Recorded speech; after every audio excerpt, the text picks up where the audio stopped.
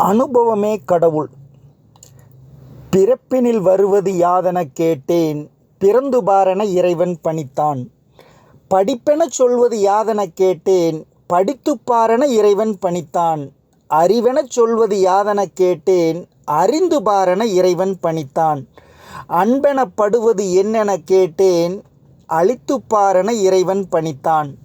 பாசம் என்பது யாதெனக் கேட்டேன், பகிர்ந்து பாரென இறைவன் பணித்தான்.